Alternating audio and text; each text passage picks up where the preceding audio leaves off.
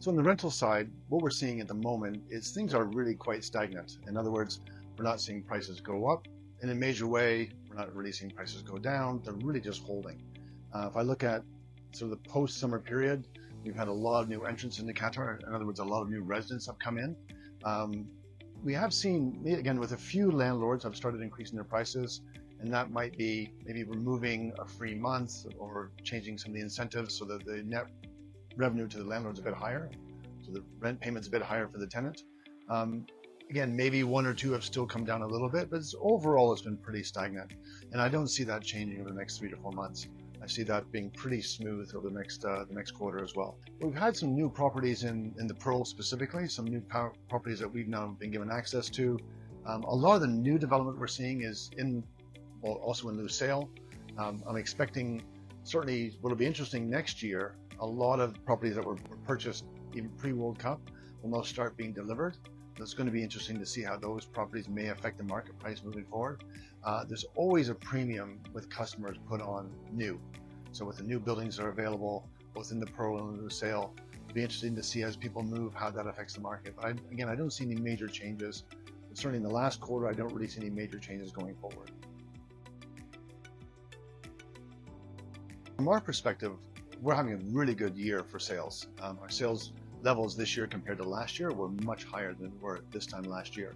We're seeing a lot of demand from our clients. Often it's people that have been in the country for quite a few years who, like in many countries, are tired of paying rent, so they want to start living in their own property. We're also seeing demand from investors, so people looking to buy a property and then put in a tenant and use a property on that scale. Equally, there's been a few really nice higher end properties that have come to market. I think of Asselstine's project. If I look at projects by Messiah, projects by UDC, of course Qatar DR with the SEEF. Some excellent properties that have come on market at a higher end that are, yielding a premium price. We're seeing really good demand from our clients for those properties, and we're still doing a lot of work with WIFAC and some of the opportunities they have. And I'm not allowed to announce just today, but hopefully by the time of the next market review, I can let you know about some very exciting projects in the sale that we're working on. If you want to contact us, we can tell you about them, but I can't announce them today. But some really exciting projects, and we're seeing really robust growth with our clients. On the price side, if I look at the secondary market, again, similar to rentals, it's stagnant, which I think is a good thing. In other words, properties aren't raising up in price. We're not seeing really price falls. The demand and the supply is pretty equal on the secondary markets. We're not seeing a lot of changes there, but we're doing a lot of good deals now. So people that are looking to buy is now a really good time. We're also seeing, from a regulatory standpoint, that a lot of the properties in the sale that previously did not have title deeds are now getting their title deeds, which makes getting a mortgage easier, makes the ownership structure much easier, and a lot of people have been benefiting from that over the last 3 months. So Dubai is a really exciting place, as most people know. We've opened, as you said, we opened up formally. I started to use October 1st as the start date, so just a little over a year now that we've been open. It's a very different market than Qatar, and I knew there were differences when we opened up. Coincidentally, I lived in Dubai 30 years ago, so I've watched Dubai grow over these last 30 years. In fact, similar to Qatar, I came to Qatar for the very first time about 30 years ago as well, and watched both develop in different ways and for different purposes. So if I look at the rental market for Dubai, there's been really strong rental growth. I personally am a landlord, so I've seen my rents increase quite well over the last year. I know a lot of our clients are seeing that as well. So I'll kind of tie this in on the sales market as well. If we look at the sales market, there's really high demand, both within the UAE and externally, in fact globally into Dubai. A lot of the buyers that buy in the UAE and in Dubai specifically don't live in the UAE. They might buy from the home country, they might come to visit for a short period of time, but there's a lot of activity. I heard a report last week, my numbers would be slightly wrong, but it was something like the last 12 months, there were about 40,000 units delivered. Yeah, like 1 bed, 2 bed, 3 bed, or villas, whatever it was, about 40,000 units delivered. And the net population growth was 100,000. So, a very rough number, 2.5 people per unit. Some of the studios can be 1 person, the villa might be 5. So overall, pretty balanced. And when people ask me the question, is Dubai in a bubble? I certainly think not at all. The demand we're seeing in fact, is even outpacing the supply. We're still seeing a lot of robust growth on the sales level. But the very positive thing for the Dubai market is that population is increasing. It's a real driver of growth. If your population is shrinking, it's going to hurt your real estate market. If it's growing, that's what you need.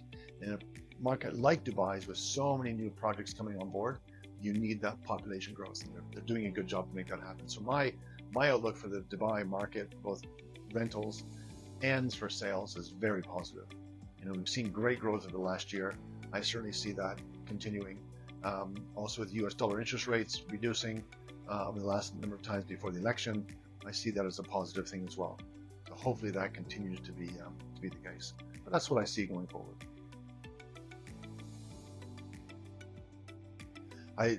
Great question. I think I've said many times, you can't have a conversation anywhere in the Middle East where Saudi doesn't come up. I sometimes compare it to Canada in that the population of Saudi Arabia is about 30 million, same population as Canada. And it just feels that the country's been activated. It's just been opened up, activated. The energy levels there are so high. I think it's such an exciting time. As you said, I was there for Cityscape last week. Often when we're, as a brokerage with an office in Qatar or the brokerage in the UAE, when we go to a property show, we'll say, hey, we're from these countries, can we help sell your projects? My view is that Saudi Arabia doesn't really need the foreign investment. They don't need people from Canada or Wales or Philippines or Russia or China or India to be investing in their projects. The domestic market itself is massive.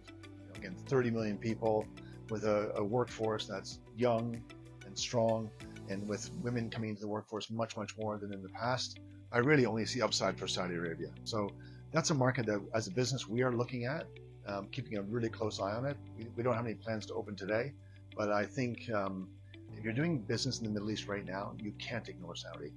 I sometimes also say, I'm going to mix my metaphors here, that living in Qatar with a population of 2 million, 2.5 million, Saudi at 25 million, or give or take, it's about 10 to 1. Same thing as the ratio between Canada and the US. So as a Canadian looking at the border of the US, look at this massive market that's right there and ignore it would be a mistake. And I think for most companies in the region, to ignore what's happening in Saudi would be a mistake. Very exciting times going on. And it's something that we're keeping a close look on, and we'll see what happens in the future. First of all, I've really enjoyed doing these market updates. I like to give my thoughts on what's happening in the market. But I'm really excited that in early 2025, the next market update that we do, it'll be brought to you by myself again. But instead of me just giving my general opinions on the market, particularly when it relates to Qatar, through our valuation business, you'll be receiving much more technical analysis. So in general, I give my thoughts on what's happening in the market, what I see on a day-to-day basis. But with our valuation team, now a 4-person strong team, RICS qualified, properly registered company, we can provide a lot more technical analysis of what's happening in the market. Normally when people think of valuation, it's very simple. This is my house, what's its worth? I used to do a quick valuation of the property. This is my flat, how much can I sell it for? And we can do that. That's really the sort of the simplest end. At the more complicated end, we can value an entire tower or do feasibility studies for developers that are looking to do a new project. We can also do evaluation for raw land, for partially completed buildings. We also do a lot of work with equipment. So normally people think of valuation, particularly for a real estate company, that's just solely focused on property.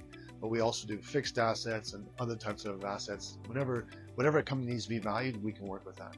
And again, with some of our accounting partners, we're doing a lot more work on business valuation and other types of services like that. So I see, as we've grown the team from, basically from 1 person 2 years ago to a 4-member team now, that it's very strong, and the future of that business looks really good. So there's a new business called Society International, which we are very happy to be one of the founding members of. So Society International is a network of brokerages around the world that's growing literally on a weekly basis. We just added some new partners in the last week. And NelsonPark Property, both in Qatar and in Dubai, are part of that network. And what that does, for NelsonPark particularly, it actually gives us gives us and our clients access to property around the world that we may not have had access to before. So we've got a particular client that's looking at a property in Marbella. We have a network partner through Society International that has opportunities there. And equally, we have partners in Germany that are looking for opportunities in the Middle East. So we work together, we share our properties, we work in conjunction with each other.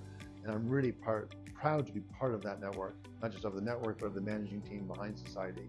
And as that grows in the future, I think it's going to be very exciting times ahead for the network itself and for Nelson Park in particular. So I'm very excited to see how that develops over the years.